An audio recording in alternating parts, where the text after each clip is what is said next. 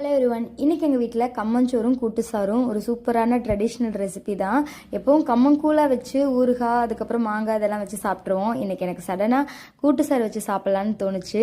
எப்பவும் கேப்பக்களிக்கு கூட்டு சாறு செஞ்சு சாப்பிடுவோம். இந்த மழை பெய்கிற சமயத்தில் சளியெல்லாம் பிடிச்சிருக்கிறப்போ களி கிளறி கூட்டுச்சாறு வச்சு சாப்பிட்டா சளி 2 நாள் அப்படியே சடனாக ஸ்டாப் ஆயிரும் அப்படிம்பாங்க.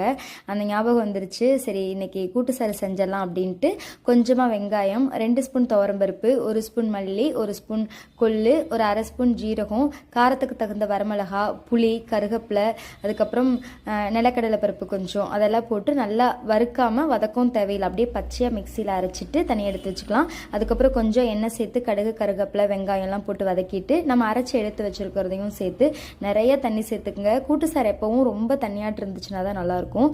தண்ணி அதிகமாக விட்டு நல்லா கொதிக்க வச்சு உப்பெல்லாம் போட்டு இறக்குனிங்கன்னா சூப்பரான கூட்டு சாறு ரெடி. என்னதான் கூட்டு சாறு கடலைப்பருப்பு சட்னி வச்சு